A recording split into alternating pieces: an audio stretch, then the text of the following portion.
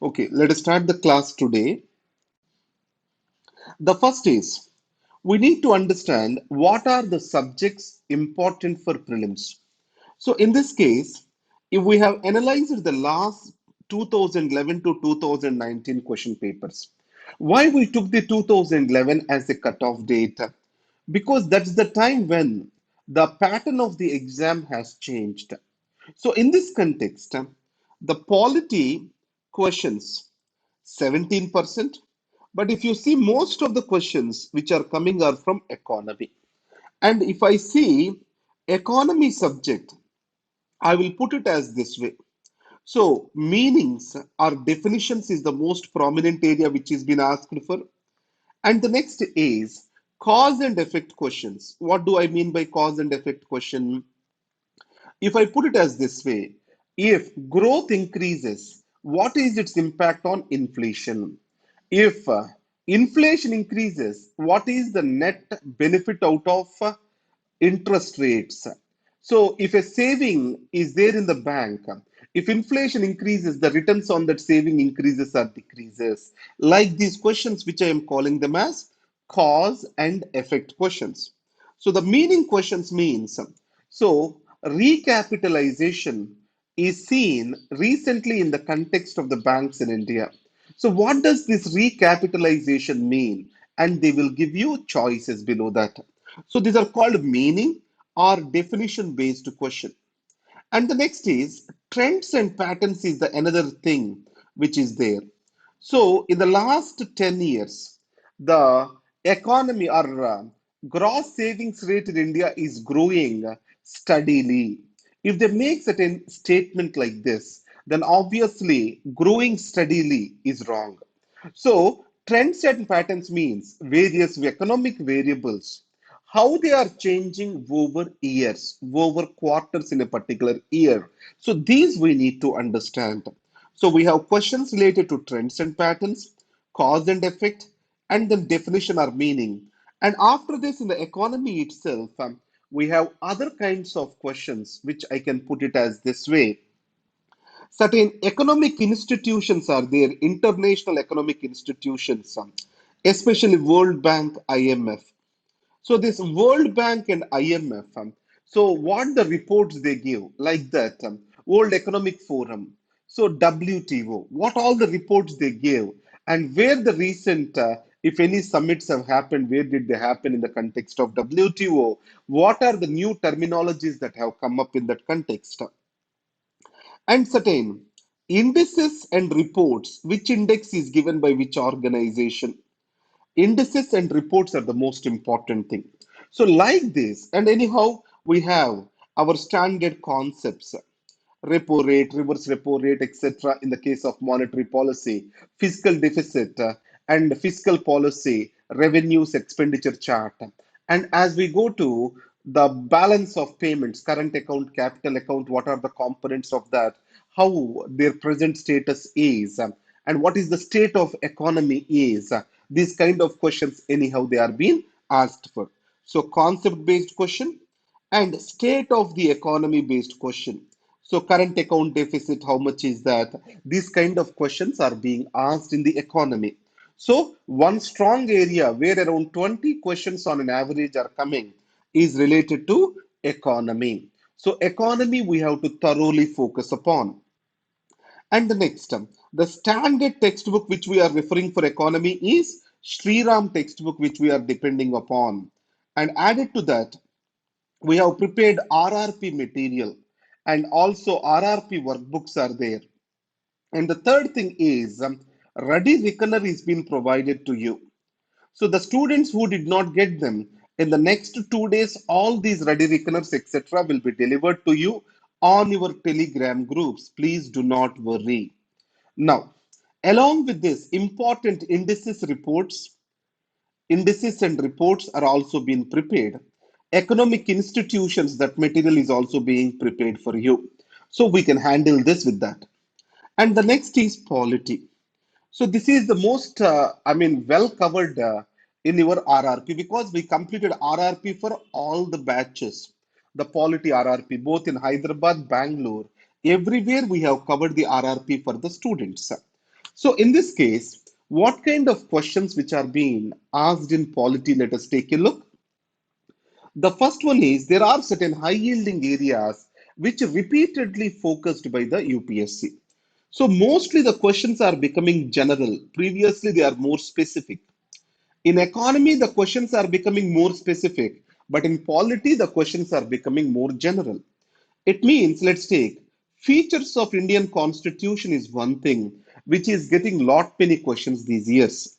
The features, broad features. In this, there is one trend which is asking, let us see, right to marriage or freedom to marriage comes under what? Liberty. So like this, they are asking one particular thing. So which under which right or which thing it comes up as. So one is features. The second thing is legislative procedures is very keen on legislative procedures. And in this context, the budget is one strong instrument where he is asking the questions. So the mostly in the polity, the salient features we are seeing more and more questions. And then when we go to the next high yielding area is legislature. And third, judiciary. Normally, mainstream areas of judiciary are not being tested these days, but tribunals and then alternate dispute redressal mechanisms in India. So these are being more tested. Lok adalats, all these are getting tested. Gram Nyayalayas, etc. So that's why I want you to focus on judiciary with a special focus on the peripheral areas.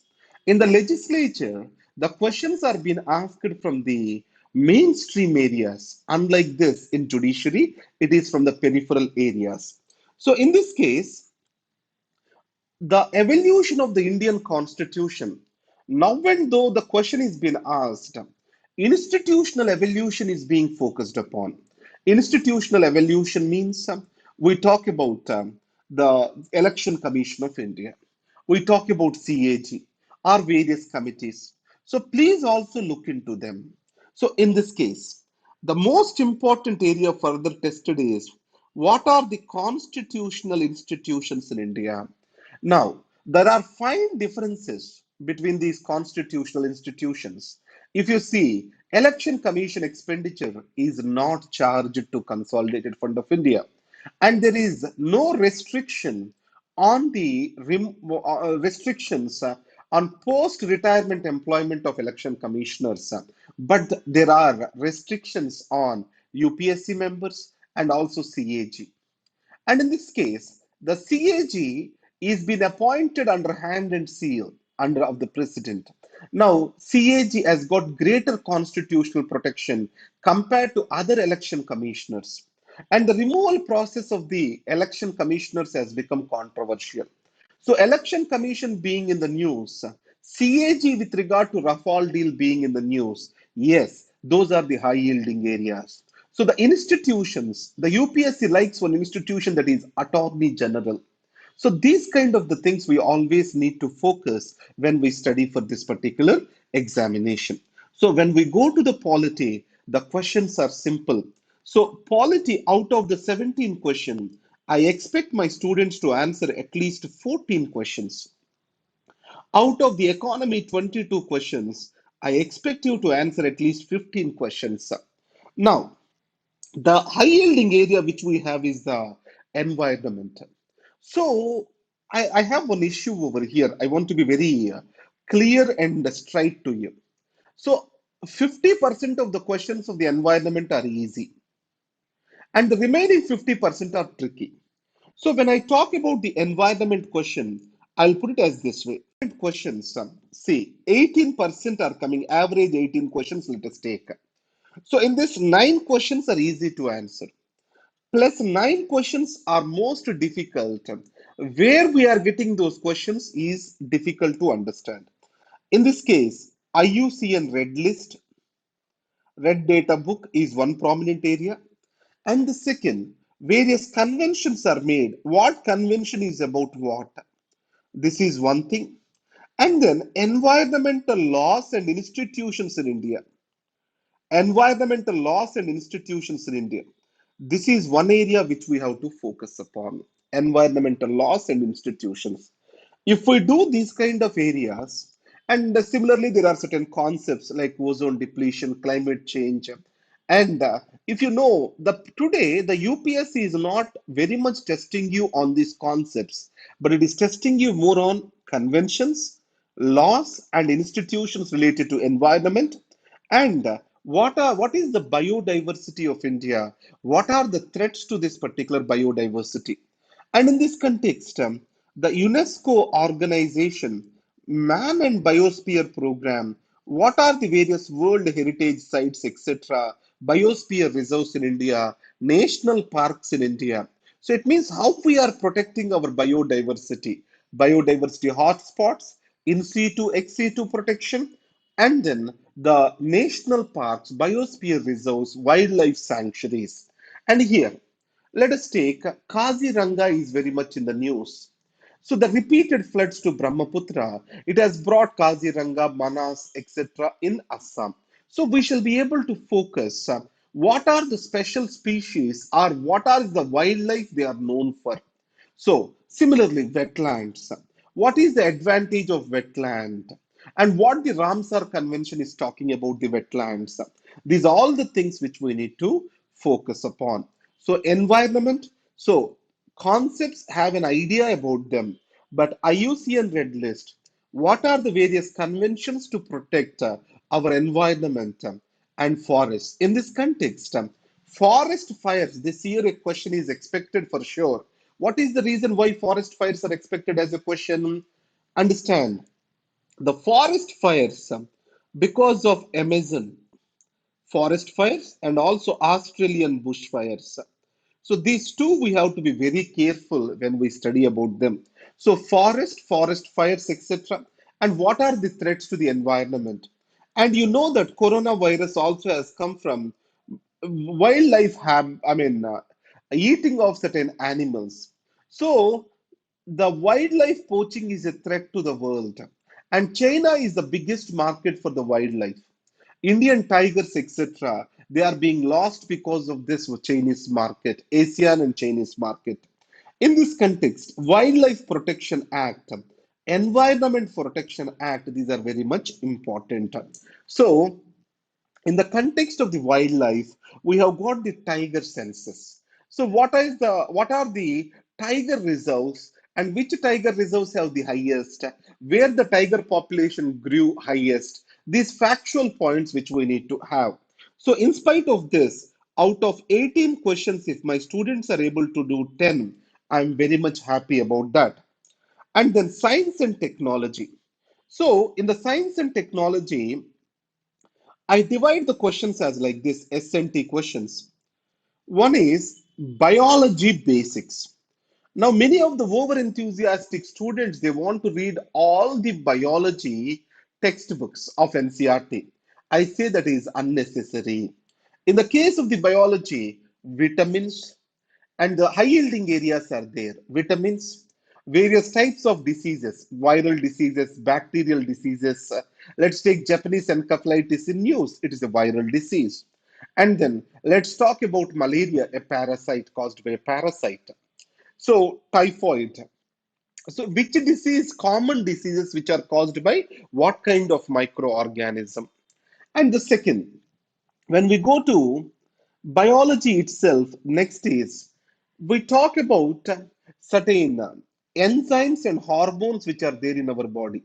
Vitamins, enzymes, hormones, various kinds of diseases. These are more than enough, and you can cover half the questions. And the third is if we go to physics, now, there are certain applied aspects which we read at +1, +2 level. Centripetal force, mr omega square r, mv square by r. So that formula, which is why we raise the banks of the roads. So these kind of things, the abnormal behavior are, and all what is that, of water. So a -4 degrees, when we are decreasing the temperature, it expands rather than contraction, that anomalous behavior of the water. So this kind of questions, which are favorites to UPSC. And when we go to chemistry, only certain kinds of compounds they are good at. They don't ask much more than that. So the nuclear compounds are nuclear energy related things, and that's also being rarely asked in chemistry now. Mostly the questions are coming from few basics of physics, few basics of the biology. And the second, technology wise questions are increasing these days. So sciences wise questions are decreasing. By and large, technology wise questions are increasing. So if you do your main science and technology, let's take certain technological aspects. Bio toilets are in news. So how these bio toilets occur, that is what is the question. And then gene or else transcription. A transcription means what? Or we talk about biotechnology, various kinds of techniques which have newly come up. So focus on what you read for mains in your science and technology. If you go to space, what are the new satellites launched? What are the launch vehicles? What are the new space missions which India is undertaking, which the world is undertaking? So these are more than sufficient. So focus more on technology and less on science. And in the science, most repeated areas you need to focus. Out of these 10 questions, with some kind of elimination techniques and common sense, we will be able to answer at least 6 to 7 questions. And the next is we have geography and history. So geography questions, because what we did is geography plus various places in news which are related to various international organizations are been clubbed and kept in the geography category. So that's why the number of questions in the geography appears to be high. So geography, international organizations and their locations, etc., are also included in this places in news or the international organizations in news. So in this case, geography questions are more conceptual. Let's take what will happen, what is the vegetation gradation as we go up the, Himalayas. So the next is what is this particular latitudes, longitudes, how various variables will change. So these kind of questions they have been asking, and various kinds of climates across the world. Sometimes, rarely they ask the question. So this will be covered to you in depth by your geography teacher, Sandeep sir, in tomorrow's class. But my point here is geography, places in news, and organizations and international issues. Let's take Syria is there. Last time there is a question. Which of the following or else match the following question? So which city belongs to which country? It is came because in the case of this ISIS activists or ISIS terrorism, we have many places mentioned. So that's why that question was in news. So these all included in the geography section. So you shall be able to answer around 12 questions. These are very easy to answer once you go through the geography through maps classes. And second, if you are clear with your geography concepts, so 12 questions can be answered. The tricky area is history. Sometimes ancient medieval is totally neglected. If you see the last year's paper, all of a sudden it has become the favorite for UPSC. And some years, modern India is very much stressed out. So in this case, let us go with an objective that history, ancient medieval 40%, modern will be 60%. So in this case, modern, let's take 60% means around 10 questions. Here we talk about 6 questions. So out of 16 questions, we shall be able to answer at least 8 questions based on the difficulty level. If the paper is easy, you will be able to answer 12 questions. This shall be our target while we attempt for this prelims. Luckily, you guys got more time to prepare for prelims. Please do not waste your time. Right? Are we clear on to this? Now, so with this, we have talked about overall strategy related to UPSC preparation, how you shall get focus your marks onto various subjects. Now, when we talk about the environment, remember one issue. Environment, let me talk about a new thing. So, what is that? In case during this lockdown, how shall we prepare ourselves? How shall we gear up ourselves during the time of this lockdown? So, lockdown crisis, how it has to be handled. So, if you think these are holidays, then there is no better fool than you.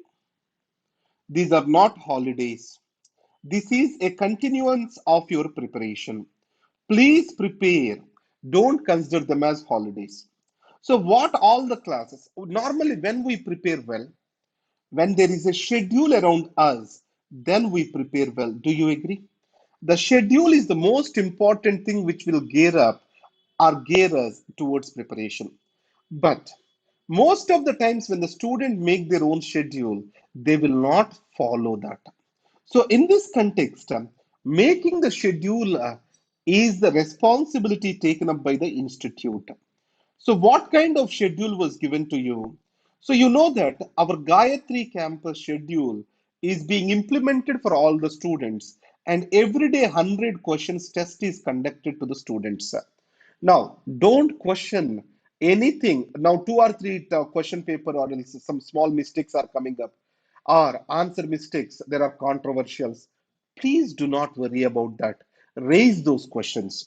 Why? We try our best to minimize these controversies. But out of these 100 questions, these are meant to learn, not meant to test. So it means any new concept comes up, you need to do a retrospective study of those. Go reverse and study those. So a retrospective study, it makes you to get control over that particular topic. So writing a test a day is like an apple a day keeps you healthy. A test a day keeps you focused. So Gayatri Campus Test, it is available for you to everyone to online. And I already gave you a hotline number. Please go through that particular hotline number. So WhatsApp, because calls are too many, and you don't feel bad if the calls are not being answered. But this hotline number again, I am mentioning over here, 9121240077. So you have to send only a WhatsApp message to this particular number. Only WhatsApp message is the medium of communication to this particular number. If you don't have WhatsApp messaging, you can send the SMS. Then we will get back to you. This person will send the respective department that particular grievance or doubt, etc. Then the respective teacher or the respective department person will come to your rescue.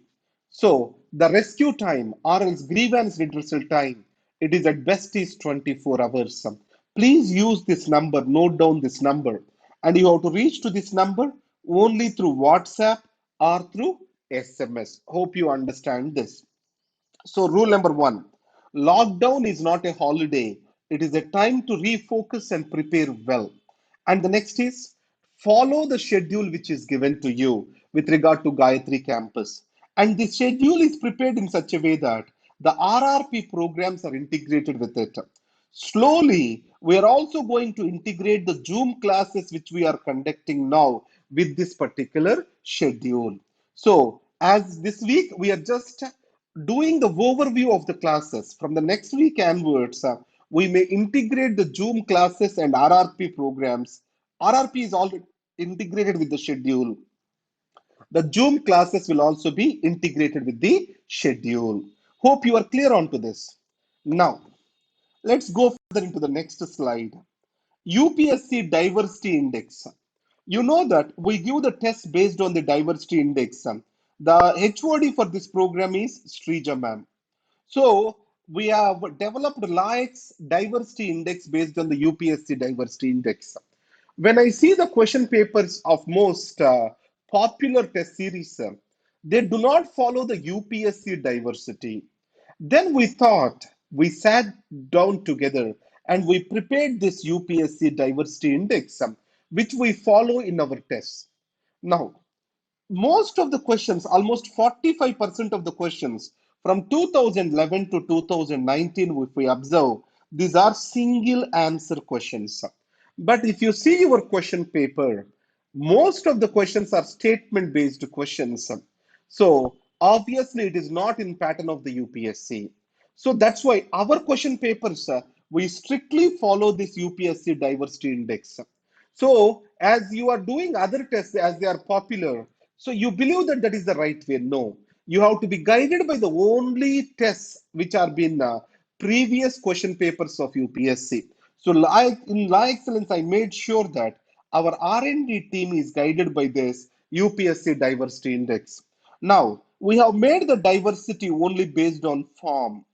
Now, next is we are developing the diversity based on style and also substance. So we are using R&D team is using this time to develop this style and substance and integrate that with the software. It means our question paper standards in the next 2 months are expected to increase further. So every day there is a scope for improvement. Now UPSC diversity index, if we carefully observe, 45%, that means almost 45 questions out of 100, these are coming from the single statement question, single answer questions. So these are the most easiest. If you have clarity, you can easily answer them. You can answer 30 to 35 questions. This is a very high yielding area. But the most difficult area is the two statement question, because in the two statement questions you can't escape, because one statement, one only, options will be like this, two only, both one and two, neither one nor two, like this the question will be. So it means you cannot play any elimination technique in the case of two statement questions, but three statement and multiple statement questions, yes, you can play the elimination technique. But here, elimination technique is almost useless. And the various tricks like extreme statements, only, shall, must, always, all these things also normally do not play up in the two statement questions. Two statement questions are facts. Now, they do not play up normally with the two statements questions. But the two statement questions out of 70, 100 questions, 17 are two statement questions on an average. So out of this 17, my students, I'm expecting them to answer around 7 to 8. That would be good enough. And the next is, let's go to three statement questions. These are the highest among the statement based. That is 25 questions. When we talk about these 25 questions, three statement questions through elimination technique and through application of common sense, you will be able to answer 15 to 17 questions. Elimination technique can be best used for three statements. So in this, there are two types, where elimination technique is possible, where it is not possible. What are the questions where they will not be possible? Let us see the options. 1 and 2 only, 2 and 3, 1 and 3, 1, 2, 3. So here, elimination choice is relatively very limited. Elimination is very limited. Our elimination is not possible in this particular. Then elimination has to happen not through choices, directly through statements. How we will do through the statements? First is, I told you in your class, extremity of the statements we have to understand. We have to sniff the numbers which are being given. Are the numbers right or wrong? And the third important thing is, which we haven't revealed to anyone, that is probability score. So with regard to certain questions, we have to go for the probability of the repetition of this statement. What did I say about the probability? So in our choices, let's take 1, 2, 2 only, 2, 3. Now, 1 and 3, like this if they have given. So which is the most repeated? So 1, 2 is repeated. When it is most repeated, a particular statement, then it will be right. And the second is the short and direct statements. There is a good chance the short and direct statement will be the true statement. If the length of the statement is going up, then there's a chance that the statement will go wrong. Because to lie or to make a false statement, it takes a lot of effort from the examiner. So that's the reason why lengthy statements, unless they are being very clear and crisp, the lengthy statements normally goes wrong. And verify extremity, the length of the statement, and the third thing is the probability of that particular repetition among the choices you need to observe with regard to statement based questions. Then you can 75% of the cases the statement goes right. But none of these tricks are a replacement for your study of this particular or for your understanding of your concepts. These are only a firefighting techniques. The best part is, always the best way of preparing for this exam is keeping your concepts and common sense up. That's what makes you success. Right. Let's move on further. So let us discuss few questions. So as I said to you, single statement based questions. What do we mean by these single statement based questions? So A, B, C, D, you have to pick the right answer over here. So the instruments of instructions contained in the Government of India Act, how they have come into picture, they are nothing but DPSP. So you have to directly see, you have read these instruments of instructions. So how they have made. If you know this point, it's very easy question and you save lot of time over here. Now here, I want to talk to you. In this, not, which of the following is not correct or which of the following is incorrect. So this kind of questions, most of the students, they know the answer, still they do it as wrong. You need to be very careful with regard to these kind of questions. Hope you are clear with this. Now, what are two statement questions? I have explained you this. Constitution, I mean, two statements are given over here, and at the bottom they will ask either they want correct or incorrect. So people, what the mistake they do, they read these two statements and they forget to go over here and they will directly mark the answer. In this case, when it kept is incorrect, then automatically student does the wrong. Because we don't see this. We identify the correct statements and we mark the answer. No, that's not the way we shall go forward. So when we read these two statement questions, first, what is the thing which we have to do? So first we have to read this and underline this. Either he is asking for correct or incorrect. The second step, what we have to do, read the statements. If they are correct, tick mark it. If they are wrong, into mark it. Correct and into mark it. So now, again, third step is see this correct or incorrect. So if they ask for incorrect, select this and make it as a habit in practice. What the student does is he reads this statement and this statement as he has asked the incorrect. So if this is incorrect, instead of marking into, he will keep it as right. And when he looks back, why I kept it as right? It has to be a wrong statement, and he will change the answer. So that's why, not to go through this confusion, what we need to have over here, simple thing.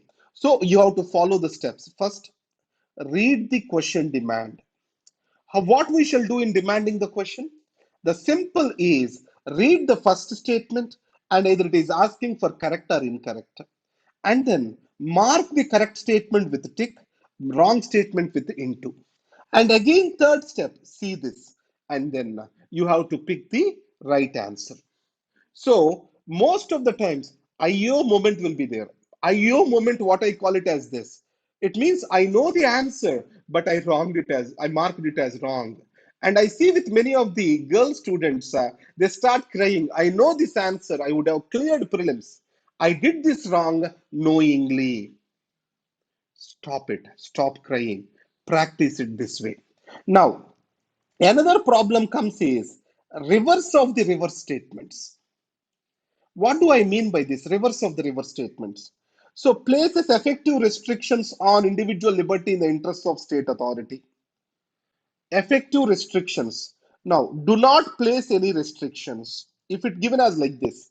So he is keeping all, and he may ask incorrect statement. Here, do not. So no, both the nots is asking incorrect and is asking giving do not is making a negative statement. In this context, the number of students doing the question wrong is also high. So reverse of the reverse, it means he will ask incorrect and he will give an incorrect statement and that statement will be negatively written rather than direct or positively written. So those kind of the statement student gets confused in the exam because of the exam tension. When it adds up to you, you tend to make the mistake on that particular area. You need to be very careful in that particular context. Next is three statement based question. As I told to you, so the consider the following statements, right? Statements which are correct he is asking for. Then what is the third step I have to do? I have to tick mark right and wrong. The Parliament Prevention of Disqualification Act 1959 exempts several posts of disqualifications on the grounds of office of profit. Next is the above mentioned act was amended 5 times. The term office of profit is well defined in the Constitution of India. So we know this particular question. So in this case, how many times it is amended, we do not know. So normally students will not keep a trick to the detail. So then the term office of profit is not well defined in the constitution, we know. So Prevention of Disqualification Act, it can amend certain posts on the grounds of office of profit. It can not to be considered as office of profit. So this kind of statements when we have, so what we have to do, what we know, what we do not know. Then if we have one statement as a confusion, apply the rules of elimination. Then after applying the rules of elimination, then select the answer. So this is how we need to go. Here, I'm not here to make you practice these questions. I'm here to talk you about the techniques. So already we did answers for all these questions in RRP session. And then a test of all the previous questions is conducted, will be conducted to you tonight. Whatever the polity previous questions are there, these all questions will be conducted as a test to you tonight. That's why I'm not giving you any answers over here. So this test of previous questions, all of you have to take it. So to understand the previous questions seriously. Next, multiple statement questions. It means the statements have to be more than three. Now these statements, all the statements being correct is very rare. Now in this case, again the technique is the same. Now here see, elimination technique, how it's work. 2, 2, 2, 3 times 2 is repeated. And one's first statement is also repeated 3 times. 4 is repeated 4 times, observe. So do I need to read the fourth statement? Not at all, because fourth has to be obviously an answer. It means I have to talk about 1, 2, 3, I have to play around. So in this context, it is more or less for me is a three statement question. 1, 2, 2, 3, and then one only. 1, 2, 3 is the choices which are reduced to. So though it is a four statement question, it is effectively reduced to me a three statement question. So right against exploitation, prohibition of traffic in human beings and forced labor, and abolition of untouchability. Abolition of untouchability, we know that it comes under right to equality. Yes or no? So it means two shall not be an answer. So when two is not an answer, then obviously what all are eliminated? This is eliminated, this is eliminated, this is eliminated. Right. Then what do we left with? C is the answer. So it means in this, I need to know only two things. So fourth, by seeing the choices, I'm not looking at that. And then if I know one is the right answer, then obviously only I have two things to worry about. So I'm looking at, so sorry, abolition of untouchability is second statement. No. So it means this is a wrong answer. So I have to choose between this. B is been gone. Right, A and D are my choices. So I am able to eliminate 50% of the choices based on this. So what I did in this, how I applied the elimination technique, I'm really sorry. So first is I have saw which is the choice existing in all the cases. That is 4. Then it has become a 3 point question. Then I have seen this. I have eliminated a wrong statement. Abolition of untouchability is wrong. So this is a wrong statement. So 2 shall not exist in the answer because he is asking for correct statements. So 2 shall not exist. It means what? Second, A shall not exist, and then B shall not exist, D shall not exist. So the answer has to be C. That is how I have did this particular answer. So if I know only one statement, it's though four statement question, effectively it's a single question answer for me. It's very easy to do. This is how we have to apply the elimination technique in this particular context. Are we clear on this? So don't panic on seeing this. First, start seeing the choices. In this, which is a common choice, especially in the multi statement question, this works very well for you. Are we clear, sir? Let's move on further.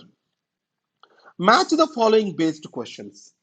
So, in this, correctly matched, or he may give incorrectly matched. Which of the following are incorrectly matched? Or he may give another style of question in the match the following. Now, he will give this A, 1, 2, 3, 4, which are incorrectly matched, 1, 2 only. Like this, he can give the question. Now, he can give you to identify a single and this thing, or he may ask you which of the following might be incorrectly matched. So, 2, 3 like that. So it means The multiple choice, the match the following questions can be coming in various styles also. This is one of the style which is mentioned to you. Jawaharlal Nehru, which committee? Rajendra Prasad, which committee? So, which is correctly matched? Now, which is incorrectly matched? This is one way. Or, which of the following are incorrectly matched? He can give a next level 1, comma 2, B 2, comma 3, like that next level of questions he may give you. So, this is what we need to be careful about. So, these are the different types of the questions. So, just now we saw form based questions. In this, match the following. Though he is asking for one answer, see, he is trying to test entire concept and here over here. So various committees, he is testing the entire concept through it. What are the various committees? So entire chunk is tested through this. And these questions invariably, no analysis, these are direct facts. Match the following questions are direct facts. You know or you do not know. So these are direct facts. Statement based questions, single answer questions. You can apply the concept, logic, reason, analysis, elimination technique, etc. So to make these answers possible. In the match the following question, do I know it or not? Because these are fact based. If you know it, you will do wonders about it. The next part of this is, let's go RRP 2020 materials which are going to come to you. What all the materials? Many of the times in our institute, the biggest complaint of the students is what materials when they will come, we do not know. This is how the students talk about. Now, let us see this way. Now, I think the lecture is a bit fast to you. DVR sir just sent a message to me. I will try to slow it down. So let's talk about the materials which are going to be released to you. Polity Ready Reckoner is released. Previous year's booklet is released. Practice papers are released to you. So it means immediately every day we have to focus on doing polity, and we have to entirely focus on polity because all the things are there with us. Economy Ready Reckoner is released. Previous year's papers, these are at the DTP. It means next 2 days they are expected to come to you within the next 2 days. So in this case, in this next 2 days, so economy, RRP is also done, and RRP access will also be provided to all the students. So economy is one strong area which we have to focus during this lockdown. And Geography of India and World, it is Ready Reckoner is released, current affairs are also released. So the third which we have to focus is geography.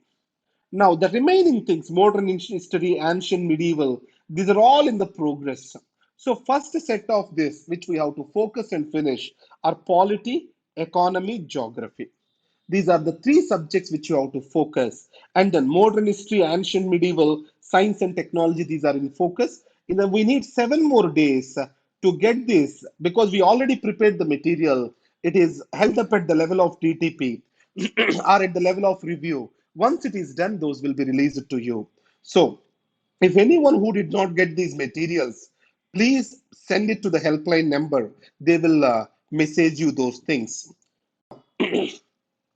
And with regard to current affairs, schemes consolidation, within next 2 days, you are going to get this material. Economic survey also within 2 days, you will get this material.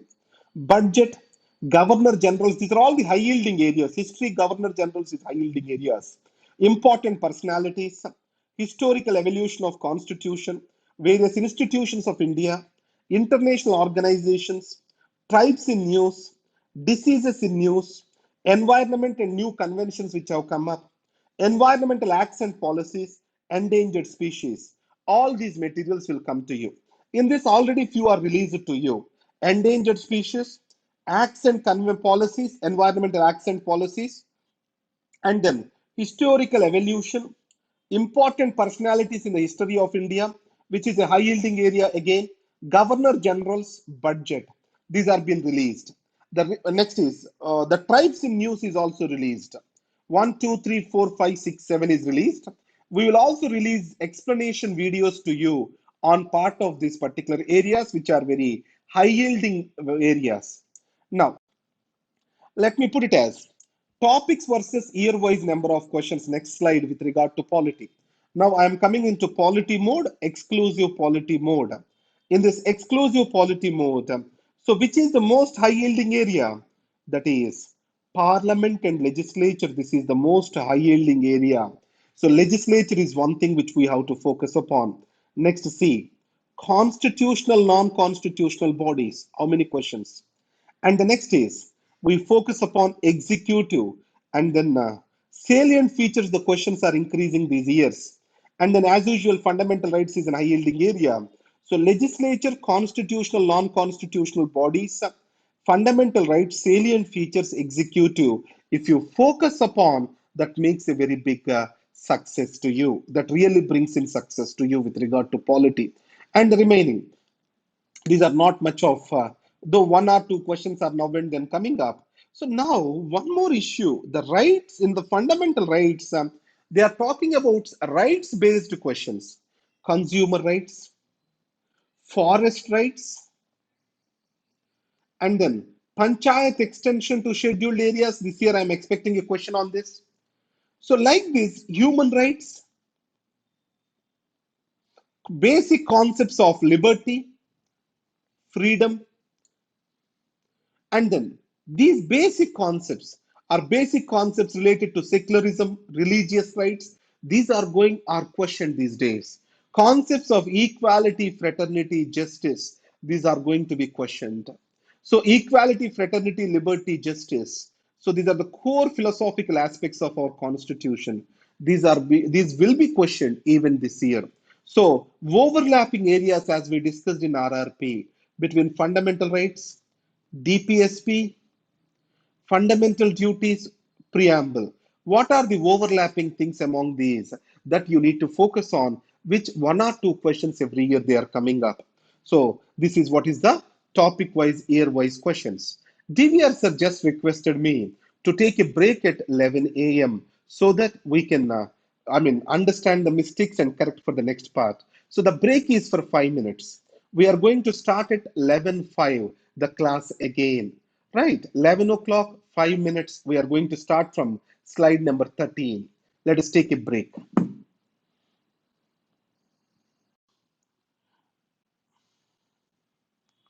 Just see the students. Now, what I am trying to say is the number of questions in 2017 or 23, these are reduced to 15. Now they have come down to 12.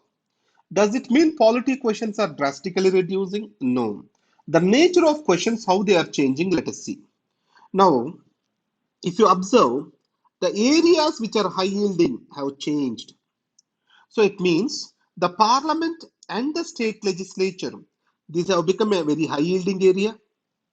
And then salient features have become a high yielding area. Fundamental rights, as usual, is the high yielding area. Now, in this context, UPSC more repeatedly testing few areas in the static part. And second, more and more questions now are deflected towards the current affairs. What do I mean by this?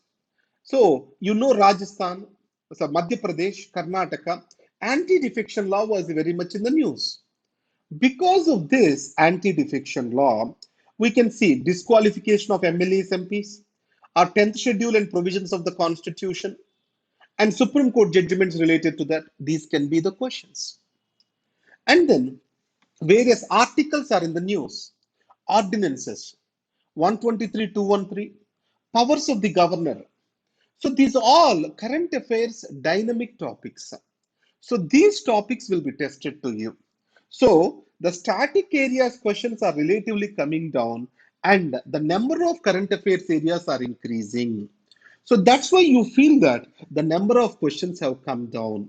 So the number of questions from the static areas have come down. So in the current affairs, what we have to focus now, what are the political institutions which are there in the news? And then what are the political institutions mean? Let's take a Niti Aayog. That can be a question. What are the indices given by Niti Aayog can be a question. Or which of the following are the functions of Niti Aayog can be a question. So that institution is being tested to you now.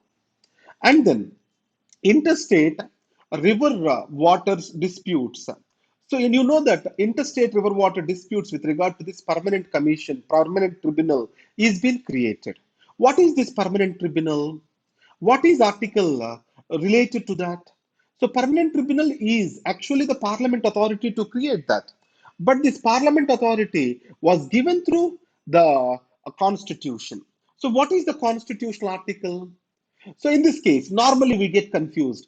263 Interstate Council. 262, is it Interstate River Water Disputes Act or not?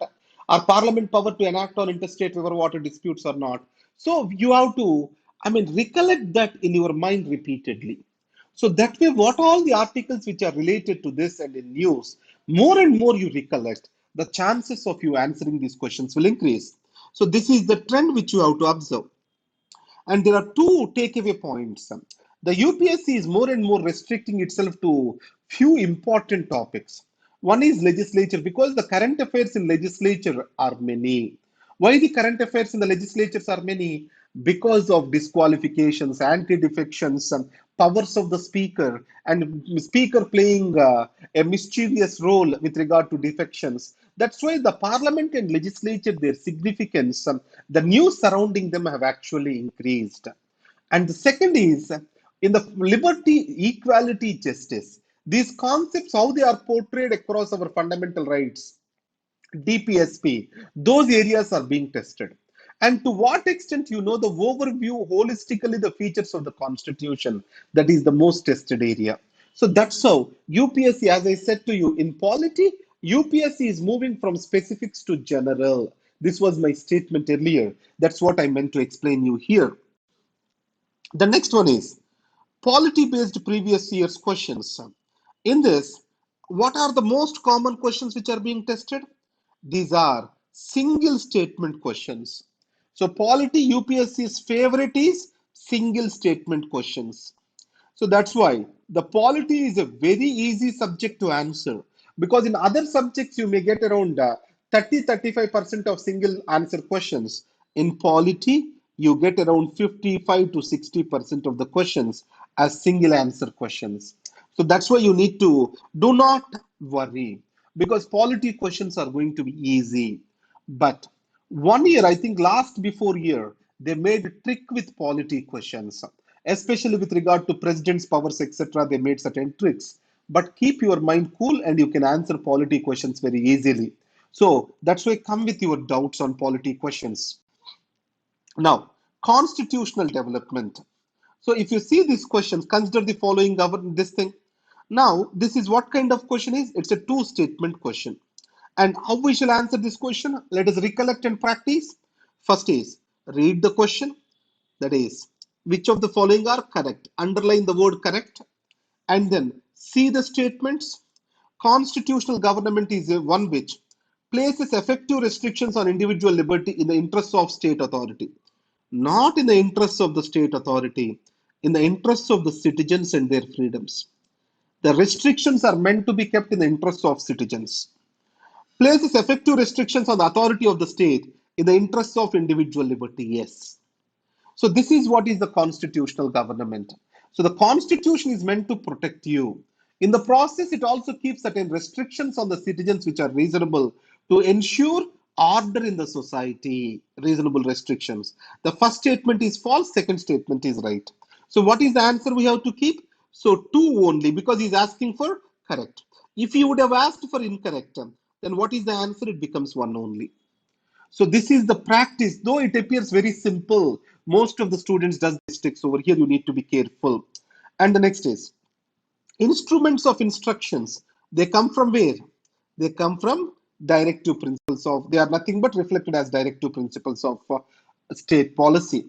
Not which of the following objectives is not embedded in the preamble? As I said to you, preamble plus fundamental rights plus DPSP fundamental duties. They have a flow. Let's take about liberty, liberty of thought, expression, belief, faith, worship. So these are the things which are there. So these are mentioned in preamble. Then this also comes in fundamental rights, but in a different wording.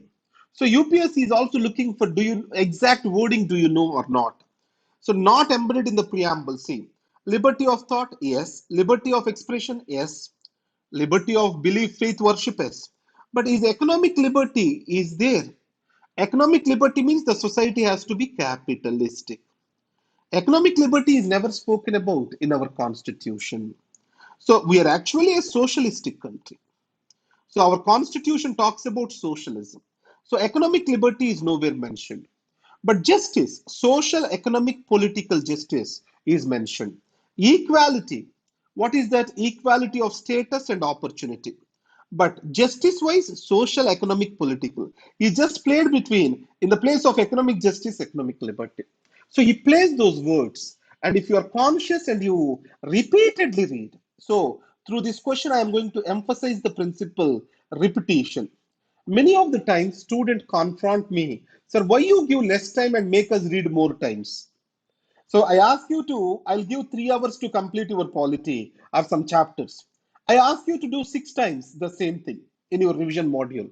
In Gayatri campus, one of the students has actually fought with me on this. The process here is simple. The retention comes with repetition. Retention and repetition, they are intricately connected with each other. So, if you want to reproduce, retention leads to reproduction and recollection. So, the recollection is important for prelims. Representation, a reproduction of the information is important for mains. So, repetition leads to retention leads to recollection, and also reproduction of the information. That way, it serves the prelims and mains. That's how this flow of the things happen. Hope you are clear on this. Now, the mind of the makers of the Constitution is reflected in which of the following? Again, it is in the preamble. So, if you talk about the preamble, there are various explanations or adjectives comes to this. So, preamble, it is like the lighthouse of the Constitution. It is kind of unraveling the mind of our constitutional forefathers. It is the Constitution in its brief, or it is the preface to the Constitution, or it is the Constitution in nutshell. So, preamble based question. Preamble is a general thing. As I said, two questions are becoming from specific to general. So, as the questions are becoming from specific to general, so preamble is an area which is related to general. And then salient features of constitution related to general areas. So, preamble is a general area. So, you need to have complete control over the preamble. So, the mind of the constitutional makers is reflected in what? Preamble. Next is law and liberty. Now, this is a controversial question. So, liberty means, so this is there in your NCRT textbook. This concept is there in NCRT textbook. So, citizenship rights, etc. So, it is also is asking general or specific. Is asking question which is general. So the basic relationship between law and liberty. So law, what kind of laws we have? We have certain laws which are positive, which are meant to create welfare of the people. Certain laws which are protective, like take scheduled tribes, SC/ST Prevention of Atrocities Act, and certain laws which are regulatory. So it means we have to accept that there are different types of the laws which are made by the legislature. These regulatory laws are meant to bring in order. So when they are trying to bring in order, obviously they will restrict the liberties. Now here the first concept is when they are trying to bring order, they are restricting the liberties. So law, can it restrict the liberty? Yes. Why the law is trying to restrict the liberties? It is to bring in order. So with order, disorderliness, chaos. Chaos compromises the liberty. Anarchy compromises the liberty. So to beat this chaos and anarchy, we have to bring in order. So in that way, if we see that this order coming through law is not actually restricting the freedoms, it is providing actually the liberty. So it means your freedoms are restricted to provide you for liberty. So that concept wise, if we see, laws are meant to provide you for liberty. Anyhow, positive laws which are giving you welfare, which is fulfilling your basic needs, they provide higher goals to you in life. You don't need to worry about your basic safety, food, etc. It creates higher goals. It is meant to create positive liberty. Now, whenever we violate the law, you can be arrested. So this arrest is a violation of the law. So in this context, why this law has to exist, why your liberty is being restricted, again it is to maintain greater order in the society. So from this conceptual understanding, there are more laws, there is less liberty. If there are no laws, there is no liberty. If there is liberty, laws have to be made by the people. If laws are changed too often, liberty is in danger. Now see, very conflicting, very high level question it is. Now, if there are no laws, if I go to the statement, if there are no laws, there is no liberty. That can be a possible explanation. If there are no laws, there is no liberty. That's how we can put it as. So either the laws are made by the people or dictators, etc. The laws can be restrictive and regulatory. So we need certain laws. I mean, if you say there are more laws, there is less liberty. So, what kind of the laws? If it is, I say, welfareistic things, obviously the statement goes wrong. So, if there are more laws, more means what kind of more laws is the question. If there are no laws, there is no liberty. Yes, that's an absolute statement. If there is liberty, laws have to be made by the people. Either it is the nature of the law that defines the liberty of you, it is not who made it. If the laws are changed too often, liberty is in danger. So, laws are supposed to be changed to the changing circumstances. So, what is meant by this is vague statement when he's talked about too often. What is meant by too often is the question. So, that's why the relatively which fits into my set of things is B. So, this kind are higher conceptual questions which you have to focus upon. Which of the following are envisaged right against exploitation in the Constitution? In the previous session, I have explained to you about the technique. What is the technique I discussed? Any question comes up, what he is asking for correct or incorrect, these two have to be seen. And the next is, it's a multi-statement question. So what we have to do, we have to eliminate which is there in all the choices. So it means a four-statement question has become three-statement question.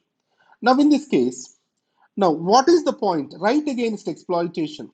Now, I know that the second statement is absolutely wrong. So, abolition of untouchability, it is Article 17. It is under equality rights, you all know. So, it means second can be eliminated. Then this goes off, this goes off, this goes off. Then answer will be C. So, that is how, even if I know one point, I can make wonders over here. I need to know only one point. Right? The technique I told you. Now, this is about fundamental rights. Is it a general question or a specific question? This is a specific question. If they ask about the features of fundamental rights, or why fundamental rights are necessary in a democratic country, or why fundamental rights are important for constitutional governance, when we talk about these things, that question becomes generalistic. Here, actually, he's talking about a specific fundamental right. So that's why this question is specific question. So in the specific question, prohibition of traffic S, it is Article 23. Forced labor, it's also spoken over there. Interests of minorities, these are Article 29, 30. And then untouchability, Article 17 goes into equality. Prohibition of employment of children in factories, Article 24. So 1 and 4 are the right statements over here. Sorry. 1 and 4 are the right statements over here. Now, 1 and 4 are the right statements.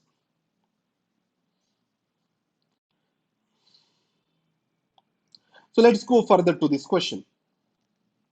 Consider the following with reference to Constitution of India, DPSP, Directive Principles of State Policies, constitute limitations on. Are DPSP are a limitations or a positive function or a negative function? This is a general nature of DPSP, a general question. DPSP are a positive function or a negative function? Please tell me. These are actually positive functions.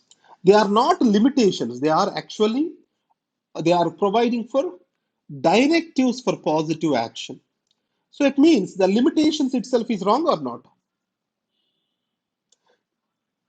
Yes,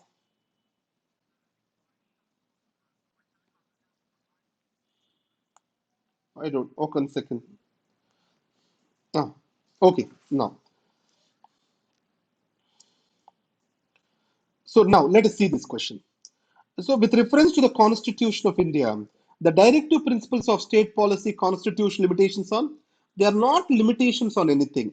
They are actually positive instructions for the legislative and executive action. So they want us to, our government, to make laws on these particular aspects. So obviously both of them are wrong. They are not limitations. They are not at all limitations. Then neither one nor two has to be the answer. Now, consider the following statements again regarding the directive principles. So, when we go for the directive principles of state policy over here, the principles spell out socio-economic democracy in the country. The provisions contained in these principles are not enforceable by any court. So, he's talking about nature of the fund DPSP. So, again, is it general or specific question? Which of the following are Gandhian DPSP? That's a specific question. Which of the following are the features of DPSP? A general question. So if you observe, overview of the topic is most important. Whenever you study the polity, the students, when they come with a remotest point rather than seeing the macro perspective of that question. So if you see DPSP, so what kind of democracy between, let us see, fundamental rights versus DPSP. Fundamental rights are meant to give political democracy. They are for civil rights. Most of them are civil and political rights. Now, when we go to DPSP, these are social and economic democracy. And then, what kind of rights? So, they are meant to give social justice and economic justice. So, these are fundamental rights are, you can go to Supreme Courts and High Court, enforceable. You know, Article 32 to 26. And when we talk about this DPSP, they are non-enforceable by the court of law. That is the fundamental difference. Now, are DPSP inferior to fundamental rights? No. They are non-enforceable does not mean they are inferior. Why? Because at the economic status of the country, at the point of time, made the DPSP non-enforceable. Because to implement the DPSP, government needs a lot of resources. As these resources are not existing, that's the reason why this has come into this particular issue. So non-enforceable. So it is due to the deficit of resources, not meant to make the DPSP inferior. So fundamental rights are not superior to DPSP, but there is a relationship which has been established, and that is called balance between fundamental rights and DPSP. You know this point already. Balance between fundamental rights and DPSP. What is that? So this is the part of the basic structure of the Constitution. Article 1419, when they come in conflict with Article 31B, 31C, which will prevail? 31B, 31C will prevail. This is what we call it as the balance between fundamental rights and DPSP. So this balance is the part of the basic structure of the Constitution.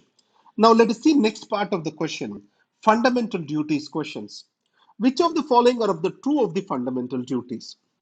Now, here, one question which UPSC is trying to ask you is, with regard to fundamental rights, difference between legal rights and constitutional rights. Though this is not right, let me explain you the UPSC mind over here. First question UPSC asking is the, first you need to ask, is this right is there in the Constitution or not? If it is there in the Constitution, yes, this is right. Now, within the Constitution, is it part of the part 3 of the Constitution? If it is in the part 3 of the Constitution, this is right. But part 3 is also part of the Constitution. No. So every fundamental right is also a constitutional right. But now, which are not mentioned, the rights which are not mentioned in the Constitution, UPSC considering that as legal rights. This has become a highly controversial question with regard to right to vote. In the right to vote, it is it is there under the Constitution. So it is a legal right because it is not under the fundamental rights. It's also a legal right. It is also a constitutional right. But UPSC has given answer for the constitutional right. That is the part of the Constitution. Hope you are clear with this. Now, similarly, fundamental duties, they are non-enforceable. We also have legal duties which are made by the law. Now, payment of taxes, income tax and other taxes. This payment of taxes is a legal duty. If you don't do the legal duty, you are punishable. If you don't pay your taxes, you can be sent to jail, arrested and sent to jail. But fundamental duties, if you are not following it, there is no problem to you. So there is no legal enforceability unless Parliament converts this fundamental duty into a legal duty. Let's take flag code is there. So you have to honor the national flag. But if the flag code is not there, then you will not be arrested for violating the national flag. So that's how. So fundamental duty can be made into a legal duty by the law of the Parliament. Now, a legislative process can be provided to enforce these duties. Next is, no, there is no legal enforceability. They are correlative to legal duties? No, they are independent from legal duty. Neither one nor two. Next, relationship between rights and duties. We have absolutely, remember carefully. So see the statement here. Rights are correlative with duties. Rights are personal and independent of society and duties. Rights, not duties, are important in the advancement of the personality of the citizen. Duties, not rights, are important for the stability of the state. Now, duties, not the rights, which are important for the stability of the state. Now, see what shall be the relationship between the rights and duties of the citizen? Now, rights are personal, hence independent of society and duties. No, these rights, etc., we have to see. When you see these topics, don't you think these are very wrong? This appears very wrong. Rights, not duties, are important for the advancement of the personality of the citizen. And responsibility is also part of the personality. Duties, not rights, are important for the stability of the state. No, if you protect the rights of the citizens, then only the state can be stable in a democracy. So, in this context, some rights are correlated with the duties is only the thing which fits into this discussion. So, if you see this, you are getting a particular thing. When you read these statements, your heart will not go for this. This appears that they are statement wise, they are very wrong. Because from the greater understanding of the things, this appears to be very wrong. So, laymen also will have an issue in answering this. Now, so the parliament exempts several posts from the disqualification on the grounds of office of profit. Yes, Prevention of Disqualification Act 1959. It has kept certain offices not to be considered as office of profit, yes or no. So that way, that is a right statement. The above mentioned, now, the term office of profit is well defined in the constitution. This is a wrong statement. If I know only this point, I can make the answer. Don't worry. This 5 times amended, 10 times amended, I don't need to bother about it. Why? Let me explain it to you. The term office of profit is well defined in the constitution. No. So if it is well defined, why do we need again, a detailed law on that? Why we need that? If I know this statement is wrong, absolutely, I know. Because office of profit is not defined well, that is the biggest challenge here. So in this context, third statement is wrong. See, if where the third statement is absent, only in option A. All the other options, wrong, wrong, wrong. This is the answer. So though it appears to be a three-statement question, it is actually a single answer question to me. So that's why why it is in the news if you understand.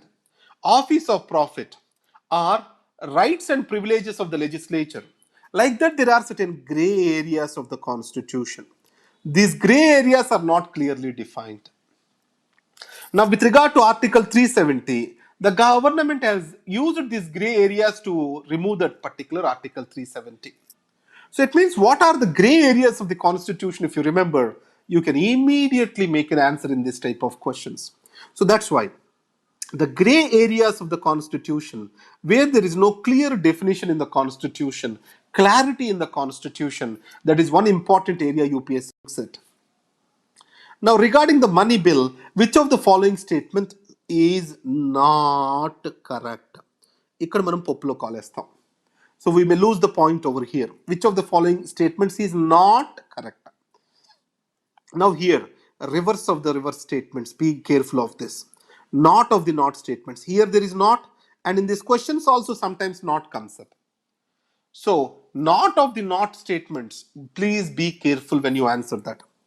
Now, a bill shall be deemed money bill. You know that what are the provisions related to money bill? Article 110. First, A, B, C, D, T. A, B, C, D, T. So A, B, C, D, T means appropriation, borrowing, custody, declaration of expenditure as a charged expenditure, any imposition of taxes. This is the formula we discussed, right?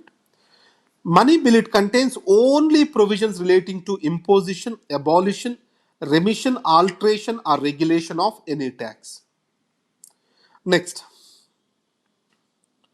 a money bill has provisions for the custody of consolidated fund. So, imposition, abolition, remission, alteration, and regulation of any tax. Is that a money bill or not? Yes. A money bill has provisions. This is the right statement. Custody of the consolidated fund of India. Though only is there, this is the red mark. But still, this is the direct statement from our text, Article 110. So, we don't need to worry.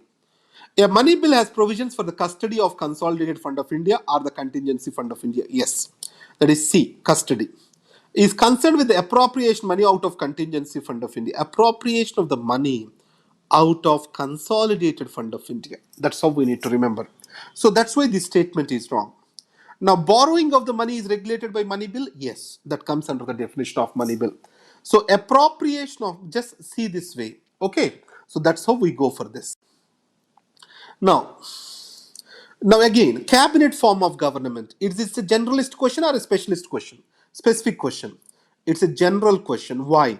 This is coming from salient features. What do we mean by cabinet form of government? The most important point of cabinet form of government is collective responsibility and collective decision making. This collective responsibility, anywhere if it comes as a word, that is the answer for me. So salient feature. Now, that is federalism with unitary bias. Federalism, yes, because two levels of government. Now it has three levels of government. So, and then we talk about cabinet form of government. Yes, collective responsibility is there. Next is unitary bias. Then what are the features that makes it unitary bias? So like that, you need to understand cabinet form of government means collective responsibility. Why it is called parliamentary form of government? Executive of the day is answerable and accountable to the legislature. The executive of the day is answerable and accountable to the legislature. So that's why it is called parliamentary form of government. That is the central point you need to remember. Next, in this, which option has this particular collective responsibility? That is there in the C. Obviously, answer is going to be C. Next, with reference to Parliament of India, consider the following statements. Now, this is a two-statement question, so elimination technique will not work. And he is asking for correct or incorrect. We have to check this. Correct statements.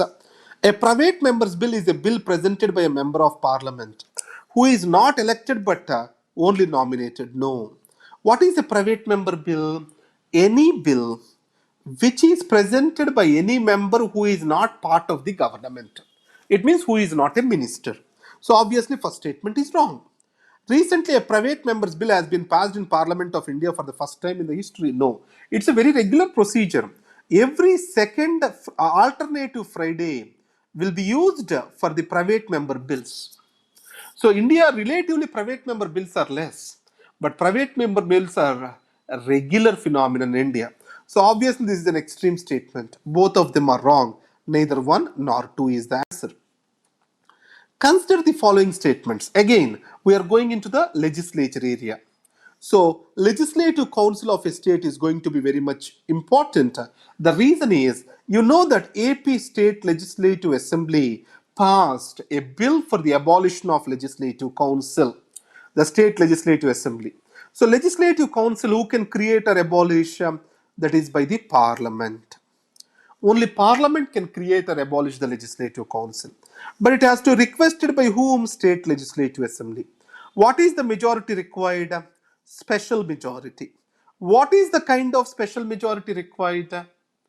Right, that is two-third majority of those members present and voting, and then we need to have half of them has to agree. So a special majority of the state legislative assembly requests to the parliament, and parliament has to create or abolish that with a what majority? Simple majority.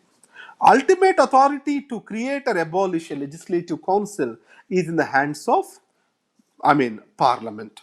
Now the second area in the legislative council, now it is related to bicameralism. So the general question can be related to bicameralism. Why we need two houses? So because the second house shall act as the speed breaker. So that's why it shall stop the hasty legislations. And that's why second house also has to be a revisionary house. The second house has to be an expert house. This is how we talk in the support of bicameralism. Now, in that context, Rajya Sabha versus Legislative Council, are they are effective second houses or not? So Rajya Sabha is an effective second house, but not the Legislative Council, because there is no deadlock and there is no joint sitting. And then Legislative Council at best can delay an ordinary bill by 3 plus 1 month, that is 4 months. So that's why Legislative Council is not an effective revisionary house. And today the relative qualifications of the members of the Legislative Assembly itself have increased. These are the points. And the second part is this Legislative Council is having varied representation. So governor nominations, and then MLA selections, panchayat and municipalities, teachers and graduates, and then governors nominations, how many MLAs? These are the points you have to focus upon. So what is the minimum strength of the legislative council? 40. Maximum strength can be 1/3 of the size of legislative assembly. So this is why it is in the news. That's why you need to focus on. Now, legislative council of a state can be larger in size than the legislative half of the legislative assembly of the particular state. No, the maximum size can be 1/3 of the legislative assembly. First statement is wrong. The governor of a state nominates the chairman of legislative council. No, the chairman of the legislative council is elected by the members of the council. So both 1 and 2 are the wrong statements. Now, in the case of the two statement questions, do not worry to answer neither one nor two. In the case of the three statements questions, four statements questions, probably you may work, more elimination, because neither one nor two can be relatively more than 25 to 30% of the cases, neither one nor two can be answered in the two statement questions. So that's why don't be aversive to neither one nor two. At least 25 to 30% questions that can be answered. Now, legislature question. The Rajya Sabha has no power either to reject or to amend a money bill.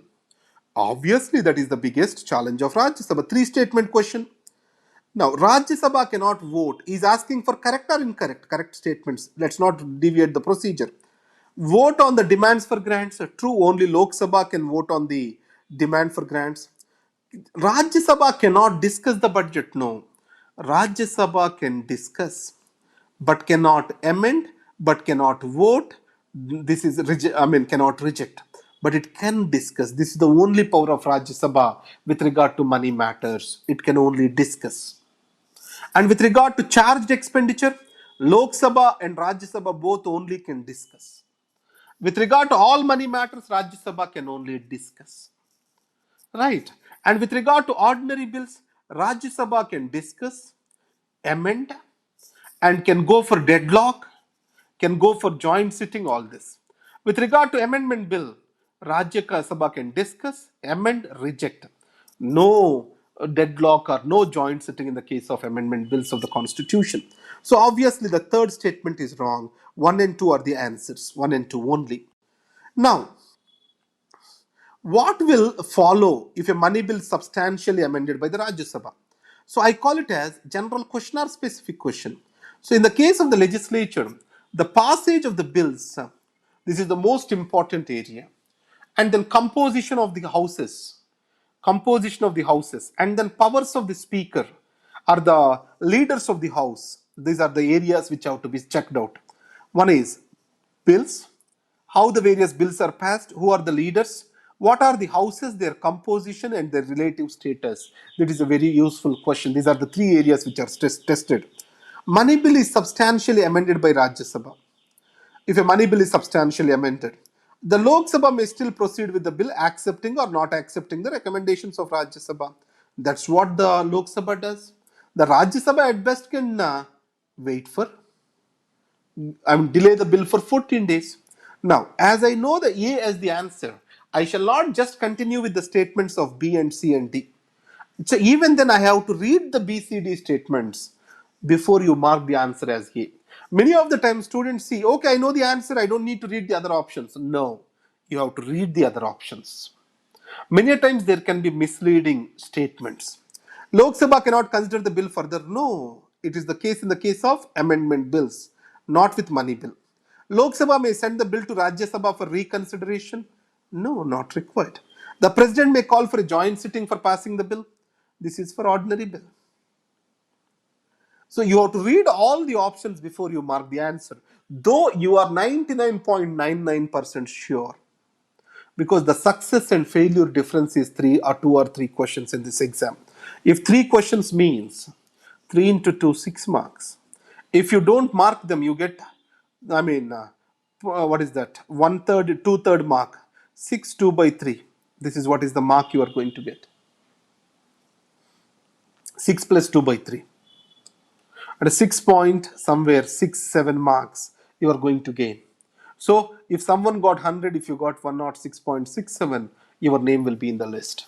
So that's why these three questions becomes very much important. Next is, with reference to Legislative Assembly of a state in India, consider the following statements. Legislative Assembly is asking for. Again, it's a two-statement question. The governor makes a customary address in the first session of the year. Yes, president in the case of the parliament, governor addresses the first session. When a state legislature does not have a rule on a particular matter, it follows the Lok Sabha. Now see, state legislature and Lok Sabha, these are two independent bodies. They are not related to each other. They are sovereign in their own right. They don't need to follow each other. So they will make their own decisions. They don't need to depend or take advice from Lok Sabha. So that's why second statement is wrong. So answer is 1. Now, this kind of questions, the previous question, if you observe, go to the principle level. The federalism is the principle which is applying. In the case of that federalism, the legislative responsibility legislatures are independent from each other with regard to the subject matters are organizing or managing themselves. Even it is the case with judiciary. The Supreme Court is independently managed, High Courts are independently managed. Supreme Court has no administrative jurisdiction over the High Courts, though it is an integrated judiciary. See carefully, the Supreme Court do not have administrative jurisdiction of the High Courts. Who has the administrative jurisdiction of the High Courts? That is the Chief Justice of the concerned High Court. Who has the administrative jurisdiction of the Supreme Court? That is the Chief Justice of India. Now, which of the following statements is correct? Is asking for correct statement. It's a single statement, single answer question. Now, same person cannot be appointed as a governor for 2 or more states at the same time. Wrong. The 7th Constitutional Amendment Act has made it possible. You know, Governor Narasimhan, who acted as a governor for AP and Telangana. The judges of the High Court of the states in India are appointed by the governors of the state, just as the judges of Supreme Court are appointed by the president.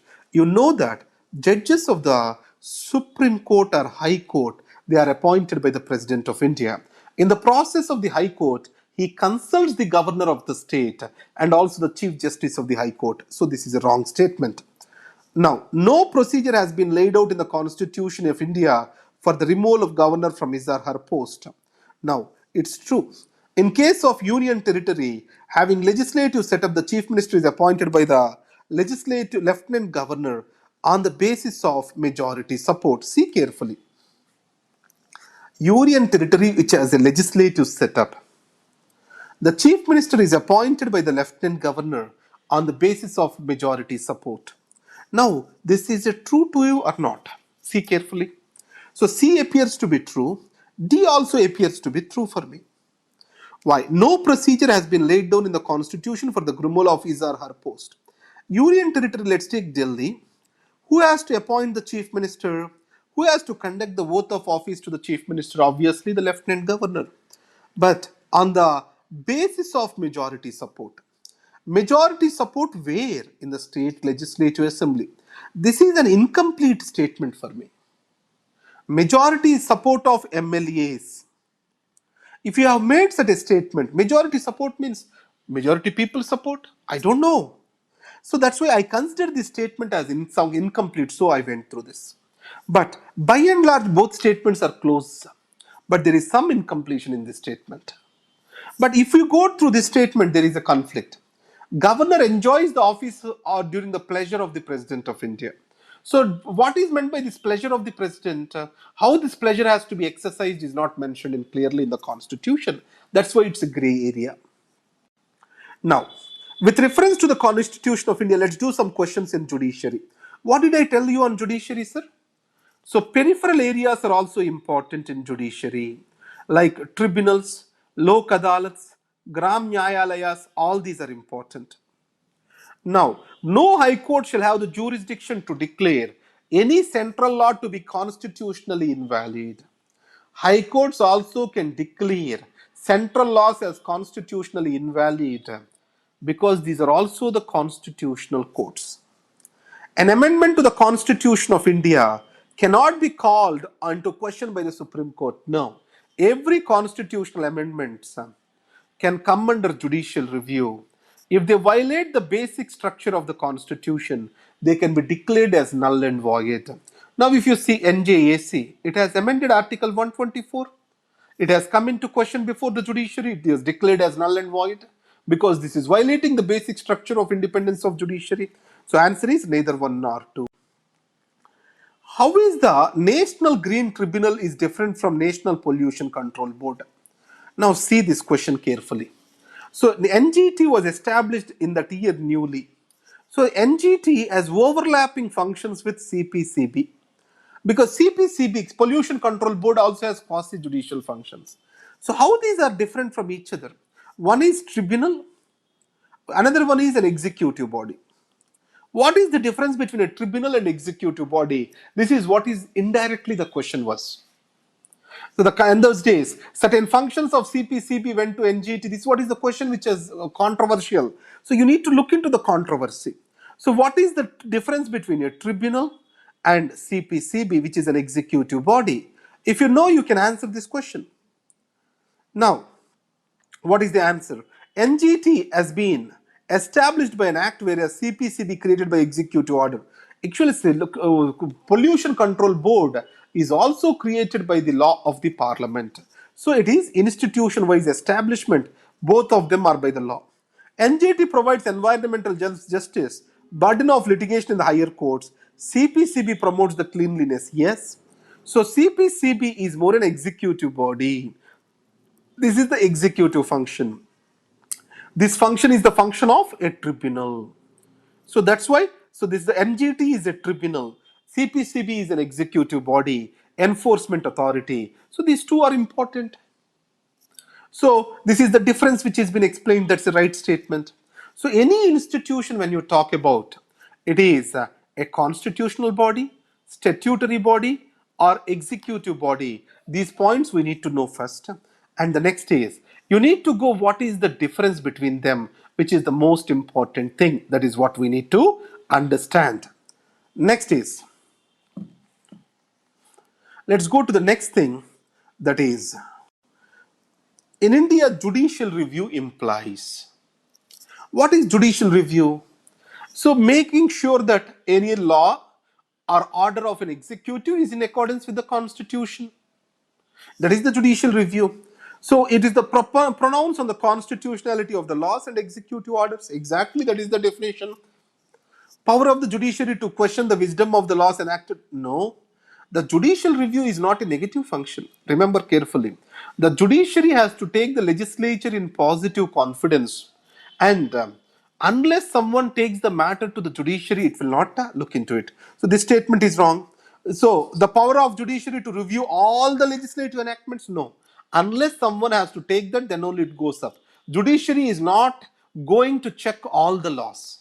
Judiciary is not going to look into every law made by the legislature. It takes the law in a good spirit. It means that every law is constitutional unless proven otherwise. So to make that, it means when a case is filed in the Supreme Court, you have to prove that law is not constitutional. The judiciary will not automatically assume that the law is unconstitutional. So the judiciary's auto mode is every law is constitutional. It has to be proven beyond doubt that it is not constitutional. So it means the person who is challenging the law, he has to prove that it is not constitutional. Then only it will declare it as unconstitutional. Now, in judiciary this year, the post-retirement postings of the judges can be a question. You know that Justice Ranjan Gogoi issue is become very controversial, being appointed as MP Rajya Sabha. And when Mr. Sadashivan, the Chief Justice of India, he was appointed as Governor of Kerala, that also has become controversial. So in this context, post-retirement appointment of judges, this is what is going to be a big question. Political appointment. There is no restriction on the political appointments. The power of judiciary to review its own judgments. This is actually, we call it as revisionary jurisdiction. So answer is A. Though I know the answer as A, I have a responsibility to read to B, C, D. What is the provision to safeguard the autonomy of Supreme Court of India? What are the safeguards? So let us check this. So Article 124, what it says? When you appoint the judges of the Supreme Court, consult the President. President of India consult the CJI. So this word consult itself has given, interpretation of the consult has given rise to what? What does that it has given rise to? Collegium. So this statement is right. This is meant to maintain independence. The Supreme Court judges can be removed by the Chief Justice of India only? No. They are removed actually by the Parliament. The salaries of the judges are charged on the consolidation fund of India. Yes. So it means they do not worry about their salaries and their maintenance, which is meant to be independent. All appointment of the officers of the Supreme Court of India are made by the government only after consulting the Chief Justice of India. So the court itself can make its appointments. Now, in this case, what is the answer? Only is wrong. Answer is 1 and 3. Supreme Court makes its own appointments. So they are paid from the law ministry, but the appointments are made by the Supreme Court of its officers. Answer is, this is a wrong statement. Obviously 1 and 3 are the right statements. Now amendments. What are the recent amendments which are there in the news? That can be a question. Now, what are the most famous amendments of the Constitution can be a question. Now, in this case, in our current affairs classes, that is acts and bills, we are going to talk about the latest amendment acts. Along with that, popular amendment acts, I will ask them to make a video in material of amendment acts that are very popular. So which are the 42nd Amendment Act, 44th Amendment Act, like that, 61st. So what all these amendment acts we will try to know. Over and above 99, 100, 101, 102, 103. So these are very much in the news. We need to know about those amendment acts. Next is, what is the question over here? The 44th Amendment of introduced an article placing the election of the Prime Minister beyond judicial review. No.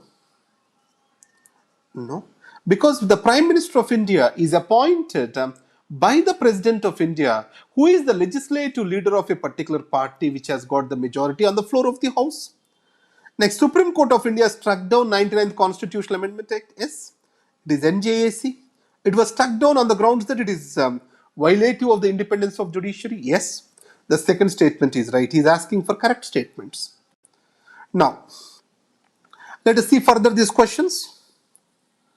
Now, amendment to the Constitution of India can be initiated by an introduction of a bill in the Lok Sabha only. Constitutional amendment can be introduced in both Lok Sabha or Rajya Sabha. So it is a wrong statement, yes or no? If such an amendment seeks to make changes to the federal character of the Constitution, the amendment also requires to be ratified by the legislature of all the states? No. 50% of the states, not just legislature, it is only legislative assembly. 50% of the state legislative assembly has to ratify that with what majority? Simple majority. So obviously, Is this statement right or wrong? Wrong. What he is asking for? Correct statements. Both of them being wrong, neither one nor two is the answer. Now let us see this question related to local governments. Let me make a small statement. Which are the compulsory provisions in 73rd, 74th Amendment Act? Which are non-compulsory provisions where discretion exists to the state legislature? In this non-compulsory provisions, functions, finances, functionaries. Remember 3 F's which are most tested. And these compulsory provisions, and in this case, uniformity of legislative structures. And then what else we have? Certain institutions have come up, uniformity in elections. These are all the things you need to understand. And local government institutions, state election commissioner. In Andhra Pradesh, state election commissioner has become controversial. You need to look into that. And he has the powers equivalent to the judge of an high court. State Finance Commission. And we also have certain other institutions like Metropolitan Planning Committee and then District Planning Committee. So you need to know about these particular institutions which are there in the news. Now, the minimum age prescribed for any person to be a member of Panchayat is 25 years. Is that true? So it is actually 21 years. This is a wrong statement. The Panchayat reconstituted after premature dissolution continues only for the remainder period. Yes.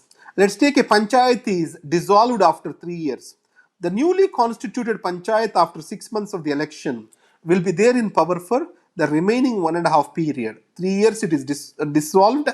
Within 6 months the election was conducted. 3 years 6 months is over. The remaining 1.5 year it will be in operation. That is the true statement. So, in case of the local governments, you focus on what are shall, which are must performed by the state law, and what are the discretion of the state legislature. That is one thing on 73rd, 74th Amendment Act. The next is Grama Sabha powers under PISA Act, and then Forest Rights Act and what are the provisions and Grama Sabha powers. Please look into this. In Jharkhand, this entire PISA Act was very much in the news. So there is one group which has come up. So this group has publicized this PISA Act. So they are going to keep the plaques before the entry of every village. Just exactly don't remember the name, recollect the name just now. But PISA Act they have publicized. That's how it become very much news. Now, as I said to you, PISA Act will be very much important. No? Which of the powers of the Grama Sabha in PISA Act? So the powers of Grama Sabha under PISA Act, and then PISA Act and Forest Rights Act. What are the overlapping functions? This can be a question. Long time I'm expecting a question on this. Forest Rights Act and PISA Act overlapping functions. In this case, Grama Sabha has the power to prevent alienation of the land in scheduled areas? Yes. Has the ownership of the minor forest produce? Yes. Is required for granting prospecting license or mining lease for any mineral. It is not any mineral. Only in the case of minor minerals, Grama Sabha permission is necessary, not in the case of every mineral. The third statement is wrong. Answer is B only. 1 and 2. This is B. B only. The next is federalism questions. So federalism questions, the most important area they look at is what are the institutions of federalism? And the second, what are the committees on federalism? And the third thing, which are the federal features of Indian Constitution? Which are the unitary features of Indian Constitution? If you remember these three things, this topic is very easy. Now, see the question. Which one of the following suggested that the governor should be an eminent person from outside the state, should be detached figure, without the intense political connects or links, and should not have taken part in politics in the recent past? So, to make the governor apolitical, these are the recommendations which are made. These recommendations were later touched by various other committees. For the first time, it was made by Sarkaria Commission in 1983. And later, Punchi Commission also has spoken again about this. But Sarkaria Commission is the one which made these exact wording. Which of the following is not a feature of Indian federalism?